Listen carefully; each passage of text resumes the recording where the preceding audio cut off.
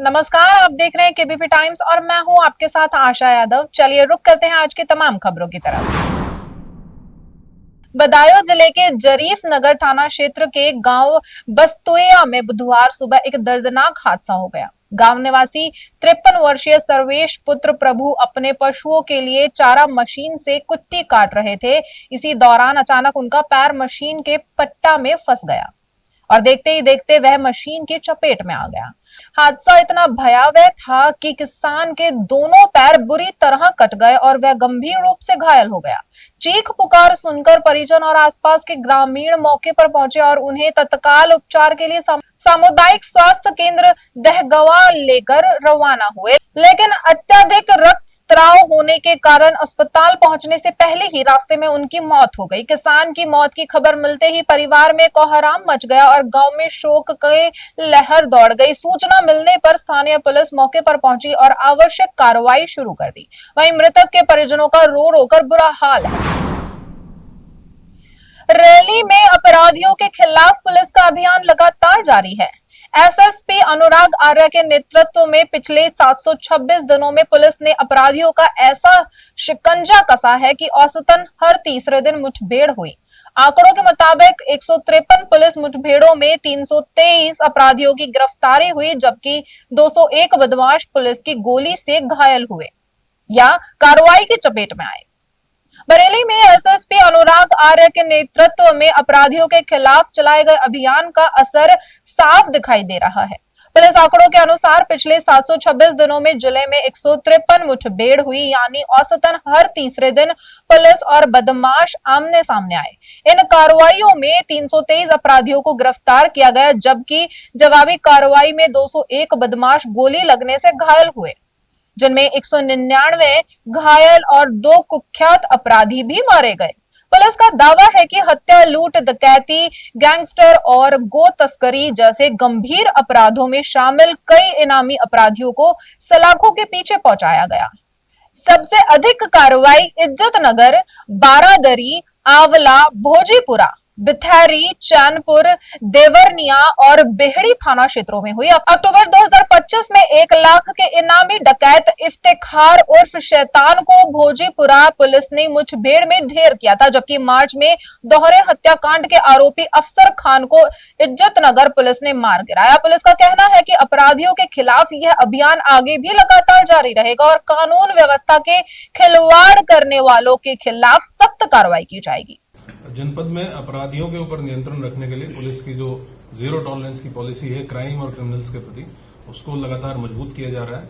इसमें अपराधियों के विरुद्ध निरोधात्मक कार्रवाइयां, उनकी हिस्ट्री शीट खोलना, उनके ऊपर गैंगस्टर की कार्रवाई करना और इस प्रकार के अपराधी जो पुलिस के ऊपर फायर करने का दुस्साहस करते हैं, उनको पर्याप्त चेतावनी देने के बाद पुलिस टीम द्वारा भी आत्मरक्षार्थ उनके ऊपर फायरिंग की जाती है। इस प्रकार के संपूर्ण जनपद में टोटल 200 अपराधी ऐसे हैं जो पुलिस मुठभेड़ के दौरान घायल हुए हैं, जिनको गोली लगी और उनको उपचार के लिए ले जाया गया। 2 अपराधी ऐसे हैं जो इस कार्रवाई के दौरान मारे गए। वो दोनों अपराधी बहुत ही अभ्यस्त अपराधी थे और उनके द्वारा अत्यंत जघन्य अपराध कारित किए गए थे। एक अपराधी के द्वारा अपनी सास और अपने साले का मर्डर किया गया था, अपनी पत्नी को घायल किया गया था, और दूसरा अपराधी था जो दर्जनों नाम से अलग अलग जिलों में अलग अलग डकैती के, हत्या के अपराध कर चुका था। ये जो 200 अपराधी पुलिस मुठभेड़ों के दौरान विगत लगभग 2 साल के अंदर घायल हुए हैं, इनमें सबसे अधिक थाना इज्जतनगर से 22, बारादरी से 19, आंवला से 14 और भोजीपुरा से 15 अपराधी घायल हुए हैं। इसी प्रकार से अपराध के शीर्षक से देखेंगे तो टोटल 45 बोकश ऐसे हैं जो पुलिस कार्रवाई के दौरान जिनको गोली लगी है, घायल हुए हैं। 39 लूट के अभियुक्त हैं जिनको गोली लगी है, 24 हत्या के, 21 चोरी के और 11 डकैती के अभियुक्त हैं। इसके साथ साथ 9 चेन स्नैचिंग जो करने वाले अपराधी हैं वो भी कार्रवाई के दौरान घायल हुए हैं। अपराध नियंत्रण पे लगातार पुलिस के द्वारा काम किया जा रहा है, जिसका परिणाम यह है कि हम लोग पिछले 2 साल में लगभग 479 अपराधियों की हिस्ट्री शीट खोल चुके हैं। 104 गैंग्स ऐसे हैं जिनको पंजीकृत किया जा चुका है। इससे पहले लगभग 200 गैंग पंजीकृत थे। हम लोगों ने 2 साल में 104 गैंग्स को और पंजीकृत करते हुए इनका अभिलेखीकरण किया है। 16 लोगों को माफिया के रूप में चिन्हित किया है और इसी के साथ साथ 42 गैंगस्टर के मुकदमे अपराधियों के विरुद्ध दर्ज किए गए हैं। इस सारी कवायद का मकसद यही है कि अपराध में लगातार नियंत्रण हो, लगातार कमी आए और अपराधियों के मन में कानून का भय रहे। लगातार माफिया भी घोषित की जा रही है सर बरेली। जी, हम लोग ये देखते हैं कि जिसके ऊपर जो भी व्यक्ति एक संगठित गिरोह के रूप में अपराध कर रहा है या करवा रहा है या अपराध करने वालों को शरण दे रहा है और उससे आर्थिक लाभ अर्जित करके प्रॉपर्टी बना रहा है, तो ऐसे लोगों को हमारे द्वारा माफिया चिन्हित किया जाता है। इसमें खास करके जो अवैध मादक पदार्थों का एनडीपीएस का काम करने वाले लोग हैं या शराब का काम करने वाले लोग हैं या जुआ सट्टा खेल के लोगों को घर बर्बाद करने वाले लोग हैं, ऐसे लोगों को चिन्हित किया जाता है। ये अभी हम लोगों ने 16 माफिया को पंजीकृत किया है। हम लोगों का अभी 30 जून तक हमारी जो सूची है उसमें लगभग 84 अन्य ऐसे व्यक्ति हैं जिनके ऊपर आपराधिक इतिहास लंबा है जिनका, और जिनको माफिया के रूप में चिन्हित किया जाना है। सर आगे क्या संदेश है अपराधियों के लिए? अपराधियों के लिए यही संदेश है कि अपराध पे जो सरकार की माननीय मुख्यमंत्री जी की जीरो टॉलरेंस की नीति है कि अगर कोई जघन्य अपराध करेगा, किसी भी प्रकार का अपराध करेगा तो कानून उसके साथ बहुत सख्ती से निपटेगा। हम लोग माननीय न्यायालय में भी मॉनिटरिंग सेल के माध्यम से लगातार सजाएं करा रहे हैं। इस दौरान बहुत से लोगों को आजीवन कारावास तक की सजा हुई है, और जो खास करके बच्चियों के साथ, महिलाओं के साथ पॉक्सो एक्ट के अंतर्गत अपराध है उसमें भी विशेष टीम गठित करके पैरवी कराई जाती है, और ये सुनिश्चित किया जाता है। एक केस में हम लोगों ने बहुत जल्दी 40-45 दिन के अंदर आजीवन कारावास की सजा अभी हाल फिलहाल में कराई थी। तो इस प्रकार से हम लोग एक ओवरऑल पुलिसिंग का ढांचा इस प्रकार से तैयार करने के सभी का प्रयास है ताकि अपराधियों के मन में कानून का खौफ रहे और जो आम जनमानस है वो अपने आप को सुरक्षित महसूस कर सके। बदायूं में खुलेआम जुआ खेले जाने का एक वीडियो सोशल मीडिया पर तेजी से वायरल हो रहा है। वायरल वीडियो में कई लोग जुए की फड़ पर दाव लगाते नजर आ रहे हैं। दावा किया जा रहा है कि यह वीडियो सिविल लाइन थाना क्षेत्र के आरिफपुर नवादा इलाके का है, जहां लंबे समय से जुए का कारोबार संचालित होने के आरोप लगाए जा रहे हैं। बदायूं जिले में जुए के कथित कारोबार का एक वीडियो सोशल मीडिया पर चर्चा का विषय बना हुआ है। वायरल वीडियो में कई लोग एक स्थान पर बैठकर जुआ खेलते दिखाई दे रहे हैं। स्थानीय लोगों का आरोप है कि इलाके में लंबे समय से जुए की फड़ लगाई जा रही है और खुलेआम दांव लगाए जाते हैं। बताया जा रहा है कि वायरल वीडियो सिविल लाइन थाना क्षेत्र के आरिफपुर नवादा इलाके का है। हालांकि वीडियो की सत्यता और समय की स्वतंत्र पुष्टि अभी नहीं हो पाई है, लेकिन वीडियो सामने आने के बाद पुलिस की कार्यप्रणाली पर सवाल उठने लगे हैं। स्थानीय लोगों का कहना है कि यदि समय रहते कार्रवाई की जाए तो ऐसे अवैध कारोबारों पर रोक लगाई जा सकती है। फिलहाल वायरल वीडियो के आधार पर मामले की चर्चा तेजी से हो रही है। अब भी नजर पुलिस की आगामी कार्रवाई पर टिकी हुई है। जैसलमेर जिले के पोकरण में खाद्य सुरक्षा अधिकारी कृष्णा राम कड़वासरा ने पोकरण पुलिस के सहयोग से भवानीपुरा स्थित FCI गोदाम के पास एक किराए के मकान में संचालित कथित नकली घी निर्माण इकाई पर छापा मारा। जांच के दौरान सामने आया कि हुकुमी चंद उर्फ लाला तिवारी द्वारा विभिन्न ब्रांडों के नाम से घी तैयार कर उसकी पैकिंग और बिक्री का कार्य किया जा रहा था।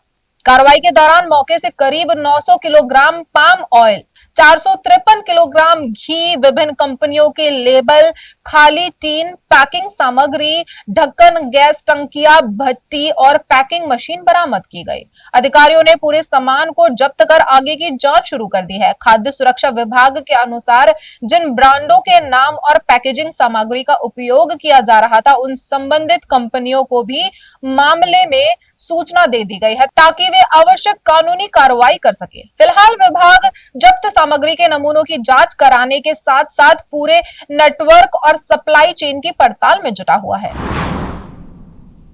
जोधपुर के ओसिया में माहेश्वरी समाज द्वारा आयोजित क्रिकेट लीग में बतौर मुख्य अतिथि पहुंचे शिव विधायक रविंद्र सिंह भाटी का समाज के लोगों ने गर्मजोशी से स्वागत किया।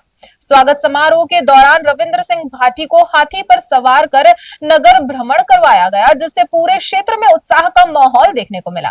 कार्यक्रम को संबोधित करते हुए रविंद्र सिंह भाटी ने क्रिकेट प्रतियोगिता में भाग लेने वाले खिलाड़ियों को शुभकामनाएं दी और खेल भावना के साथ आगे बढ़ने का संदेश दिया। उन्होंने कहा कि खेल युवाओं में अनुशासन, नेतृत्व क्षमता और टीम भावना का विकसित करता है। भाटी ने माहेश्वरी समाज की एकजुटता और देश की विकास में उनके योगदान की भी सराहना की। उन्होंने कहा कि समाज ने शिक्षा, व्यापार, सामाजिक सेवा और जन कल्याण के क्षेत्र में हमेशा महत्वपूर्ण भूमिका निभाई है। वहीं माहेश्वरी समाज के पदाधिकारियों और सदस्यों ने रविंद्र सिंह भाटी का आभार व्यक्त किया। कार्यक्रम में समाज के लोगों ने आपसी एकजुटता बनाए रखने और समाज हित में मिलकर कार्य करने का संकल्प भी लिया। भव्य स्वागत से अभिभूत रविंद्र सिंह भाटी ने समाज के प्रति आभार व्यक्त करते हुए भविष्य में हर संभव सहयोग का भरोसा दिलाया। राजस्थान के मुख्यमंत्री भजनलाल शर्मा ने बुधवार को जयपुर के सांगानेर विधानसभा क्षेत्र को बड़ी विकास सौगात दी। मुख्यमंत्री ने 631 करोड़ रुपए से अधिक लागत के 1538 विकास कार्यों का शिलान्यास और लोकार्पण किया। इस दौरान स्वच्छता और शहरी विकास से जुड़ी आधुनिक मशीनों को भी हरी झंडी दिखाकर रवाना किया गया।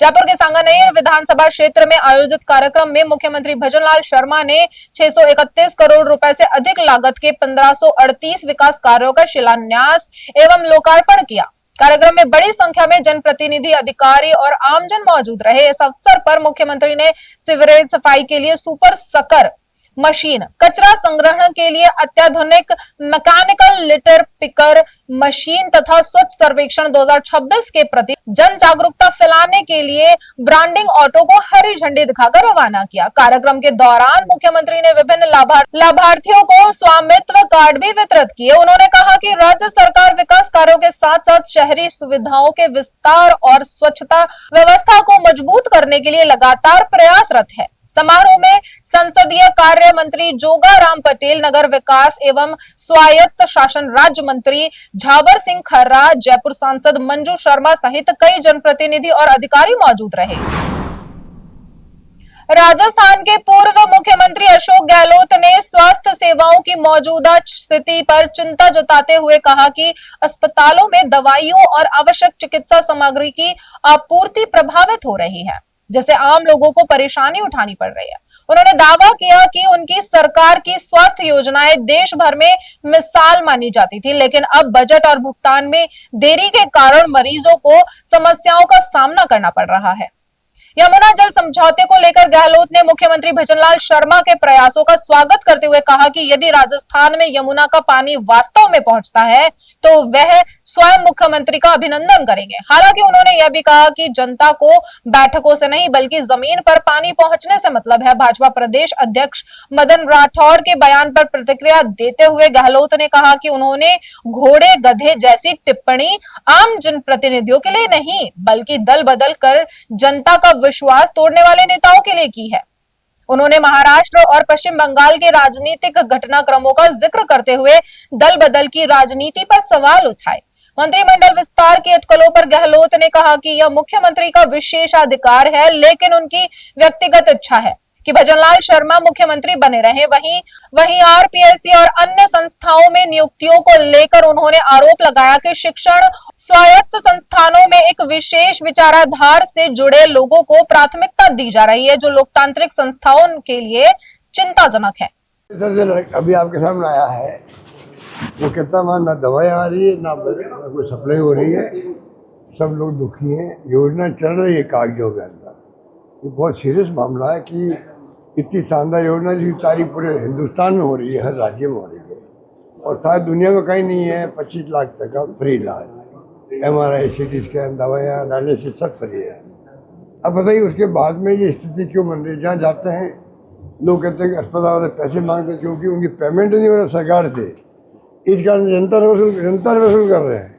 क्या तरीका बाबा? ये स्कीम आपकी बनी हुई है, स्क्रैप नहीं हुई है, दवाएं मिल नहीं रही है, ऑपरेशन हो नहीं रही, इसलिए वो पैसा मांगते हैं कि हमें पैसा गवर्नमेंट से आया नहीं है। उसमें पब्लिक का क्या दोष है? ये बहुत इंपॉर्टेंट पॉइंट है। एक और कल यमुना जल को लेकर एक बार फिर से सीएम साहब गए थे दिल्ली के अंदर, कोई मीटिंग हुई है, कह रहे हैं कि जो बाधाएं थी यमुना जल को लेकर वो अच्छी बात है ना, मैं तो स्वागत करता हूँ। मैंने कहा जो पानी लिया होगा 30 दिन, मैं मुख्यमंत्री निवास पे आके आपको माला पहनाऊंगा, ये मैंने क्या रखा है। यमुना का पानी जिस दिन आएगा नीम के थाने के अंदर, मैंने वही घोषणा करी थी कि भाई मुख्यमंत्री जी ये सपना अगर आप पूरा कर दो तो मैं मुख्यमंत्री निवास पे आके आपको माला पहनाऊंगा। ये मैंने वादा करा कि आज मैं कायम हूँ। और मीटिंग कितनी कर ले दिल्ली में या चंडीगढ़ जाकर के, उससे नहीं, पानी आने से मतलब मारा है बस। सर, प्रदेश अध्यक्ष जी ने कल ये कहा है कि गहलोत साहब, कौन? प्रदेश अध्यक्ष मदन जी राठौड़ ने ये कहा है भाजपा के, वो कह रहे हैं कि गहलोत साहब किस आरोप लगा रहे हैं, जबकि उनके राज में बड़ा भ्रष्टाचार जबरदस्त हुआ है, क्या कहेंगे? ये तो और भी कुछ बोले थे। हाँ, और क्या बोले वो? उन्होंने कहा पाकिस्तान को लेकर जो गहलोत साहब क्यों बार-बार, मैंने आज पढ़ा अखबार में, कुछ पता नहीं, अजीब सा ही उनका स्टेटमेंट था। हाँ, पाकिस्तान और आपने घोड़े और गधे क्यों कह दिए चुने हुए जनप्रतिनिधि को? मैंने उनको थोड़ी कहा, मैंने उनको कहा जो बिके हुए हैं, बिक रहे हैं, 10 करोड़ 25 करोड़ 50 करोड़ बिक रहे हैं घोड़े, जो जनप्रतिनिधि है MLA MP वो बिक रहे हैं, उनके लिए मैंने कहा ये जो है बिकने वाले घोड़े, गधे, भैंस, बकरी, 4 शब्द मैंने काम लिए थे, तो इसमें क्या बुराई कर रहा है? जनता चुनाव जीता के बेचती है और पैसे खा के बिक रहे हैं वो। बंगाल में भी, महाराष्ट्र में भी क्या हो रहा है बताइए आप? 28 में से 20 MP चले गए, 80 में से 60 MLA चले गए, और 8 में से 6 MP कल चले गए महाराष्ट्र में शिवसेना के। उनको मैं क्या कहूँ, पूछूँ उनको मैं जा करके? इसलिए मदन राठौड़ जी जो है वो प्रयास कर रहे हैं अपने सीनियर्स को खुश करने के लिए। एक और मंत्रिमंडल का विस्तार होने वाला सेंट्रल में सर, मंत्रिमंडल का विस्तार होने वाला है सेंट्रल। ये हमारा काम है, ये मुख्यमंत्री का काम है। ये मैं चाहता हूँ मुख्यमंत्री भरंदार ही रहे। इतना मीडिया में आने लग गया है कि ये हट रहे। मैं चाहूँगा भले आदमी है, व्यवहार कुशल है और सम्मान से बात करते हैं, ऐसे व्यक्ति को ही मुख्यमंत्री की पद शोभा देती है, ये हमें सूट करते हैं। एक ये जो नियुक्तियां हो रही है, आरपीएससी में नियुक्ति हुई है, आरपीएससी में नियुक्ति हुई है, इसके अलावा माध्यमिक शिक्षा बोर्ड में नियुक्ति हुई है, संघ के लोगों, हम लोग इस पर नहीं पढ़ सकते, हम तो अपना काम करते हैं, वो अपना काम। जो पद है उस पर संघ के लोगों को बैठाया जा रहा है। तो राहुल गांधी जी बार बार कह रहे हैं, हिंदुस्तान भर में तमाम शिक्षण संस्थाएं जो है, विश्वविद्यालय, कॉलेजेस, वहाँ पर इनका एजेंडा है RSS का, BJP का, अपनी विचारधारा जो कि लोकतंत्र के खिलाफ है, संविधान के खिलाफ है, डेमोक्रेसी धज्जियां उड़ा रहे लोग, डेमोक्रेसी खत्म कर रहे हैं, ये तमाम लोगों की भर्ती कर रहे हैं तमाम शिक्षण संस्थाओं में। ये इनका टॉप एजेंडा इनका यही है। वो खतरनाक स्थिति है, तो सरकार उनकी है, गवर्नर उनके हैं, अपॉइंटमेंट वो करते हैं, ये हमारी मजबूरी है। तो बहुत ही नुकसान हो रहा है देश को, ये मैं कह सकता हूँ। Thank you sir. Paschim Bangal की राजधानी कोलकाता में बड़ा हादसा हुआ है। दक्षिण कोलकाता के तारातला ट्रांसपोर्ट डिपो के पास बुधवार दोपहर करीब 1:30 बजे निर्माणाधीन गोदाम का शेड अचानक ढह गया। हादसे के समय गोदाम में कंक्रीट ढलाई का काम चल रहा था और बड़ी संख्या में मजदूर वहां मौजूद थे।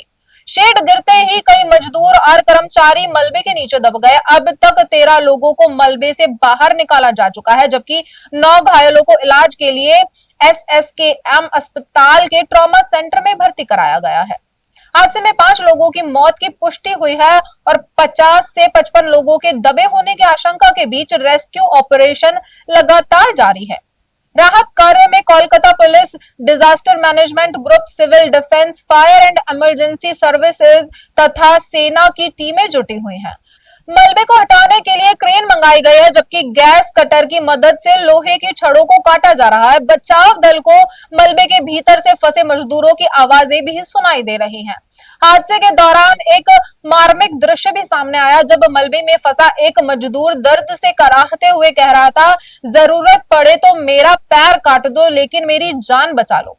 स्थानीय युवक अंकित सिंह ने भी मलबे में फंसे एक मजदूर तक बचाव दल को पहुंचाने में अहम भूमिका निभाई। मौके पर राज्य सरकार के मंत्री भी पहुंच चुके हैं और राहत कार्यों की निगरानी कर रहे हैं। कांग्रेस नेता जीतू पटवारी ने भोपाल में मीडिया से बातचीत के दौरान मुख्यमंत्री मोहन यादव से जुड़े कथित जमीन मामलों और विकास परियोजनाओं को लेकर भाजपा सरकार को घेरा। उन्होंने आरोप लगाया कि वास्तविक मुद्दों से ध्यान हटाने के लिए जाति और अन्य विषयों को आगे लाया जा रहा है, जबकि जनता को तथ्यों की जानकारी मिलनी चाहिए। पटवारी ने सवाल उठाया कि क्या मुख्यमंत्री के परिवार से जुड़ी किसी कंपनी को विकास परियोजनाओं का प्रत्यक्ष या अप्रत्यक्ष लाभ मिला है। उन्होंने यह भी पूछा कि संबंधित क्षेत्रों के मास्टर प्लान में यदि कोई बदलाव किए गए हैं तो क्या सरकार उन्हें सार्वजनिक करेगी। कांग्रेस नेता ने यह भी जानना चाहा कि जिन क्षेत्रों में विकास परियोजनाएं प्रस्तावित थी वहां के किसानों को पहले से इसकी जानकारी दी गई थी या नहीं। उन्होंने आरोप लगाया कि कुछ रजिस्ट्री मामलों में कर संबंधी अनियमितताओं के आरोप भी सामने आ रहे हैं, जिनकी निष्पक्ष जांच आवश्यक है। जीतू पटवारी ने मुख्यमंत्री मोहन यादव से स्वयं आगे आकर पूरे मामले की न्यायिक जांच कराने की पहल करने की अपील की। उनका कहना है कि निष्पक्ष जांच से सभी तथ्यों की स्थिति स्पष्ट होगी और जनता के सामने सच्चाई आ सकेगी। फिलहाल इन आरोपों को लेकर प्रदेश की राजनीति गर्मा गई है और कांग्रेस लगातार सरकार से जवाब मांग रही है। मुख्यमंत्री जी से पूछना चाहता हूं कि परिवार की किस कंपनी में को विकास परियोजना का प्रत्यक्ष लाभ मिला।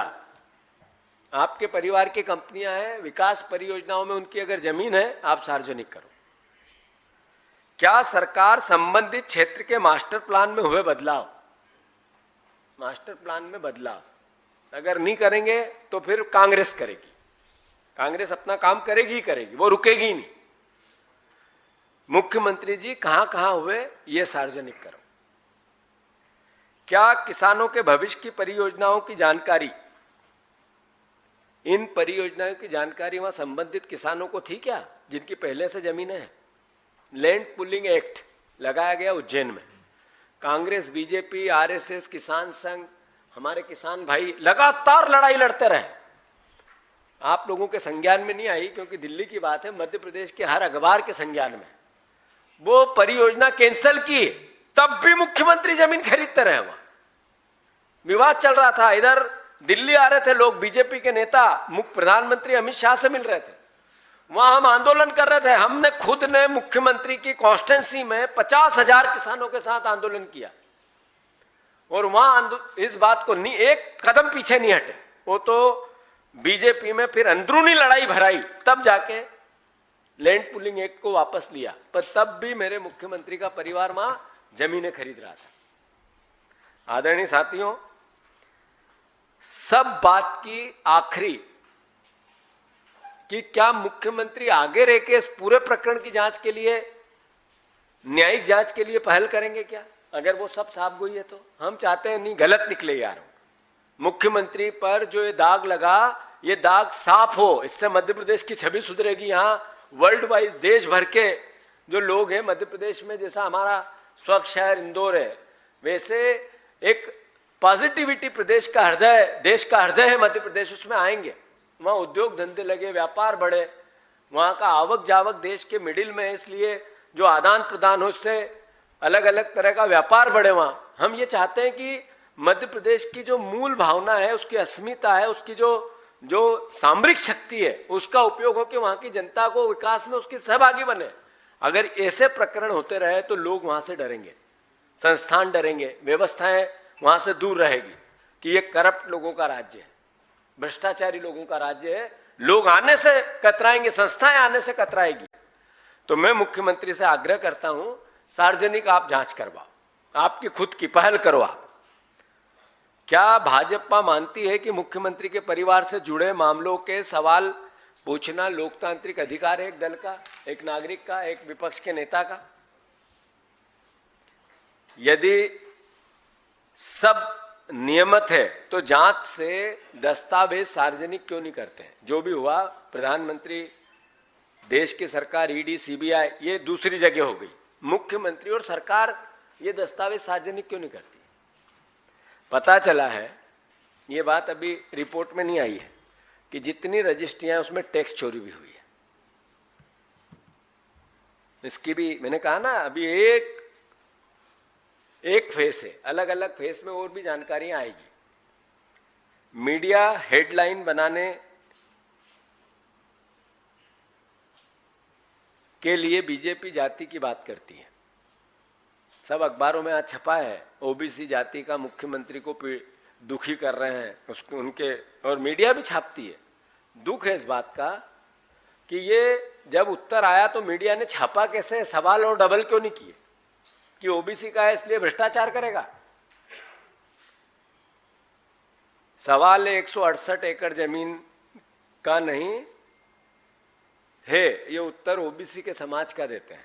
मुख्यमंत्री से मेरा आग्रह है कि इस पूरे घटनाक्रम को फिर से सार्वजनिक किया जाए। हमने जैसा कहा कि एक न्यायिक जांच सिटिंग सुप्रीम कोर्ट के जज से कराई जाए और प्रधानमंत्री को देश के सामने ये स्पष्ट करना चाहिए कि न मैं खाऊंगा न खाने दूंगा। तो पीएम केयर फंड में देश को उन्होंने न तो किसी भी प्रकार का कोई सार्वजनिक क्या किया उस फंड का, तो वो खाया या नहीं खाया देश जानता है, वो खुद भी जानते हैं। और न खाने दूंगा तो ये सब जो लंबी फहरिस्त पवन जी ने बताई, सारे मुख्यमंत्री बीजेपी के अलग अलग नेता, हमारे मुख्यमंत्री बीजेपी के और लोग रोज खा रहे हैं पेट भर के, पूरी और डकार भी नहीं लेते हैं। तो मैं इतना ही कहना चाहता हूं कि सब परिवार के लोगों से, मीडिया परिवार के लोगों से, कि ये लड़ाई अल्टीमेटली इतनी बड़ी लूट की हो गई है कि इसमें आप सबके सहयोग के बगैर ये युद्ध नहीं जीता जा सकता है। इसलिए आप सब भी सहयोग करो। धन्यवाद। फिलहाल की तमाम खबरों में बस इतना ही। हर अपडेट के लिए बने रहिए केबीपी टाइम्स।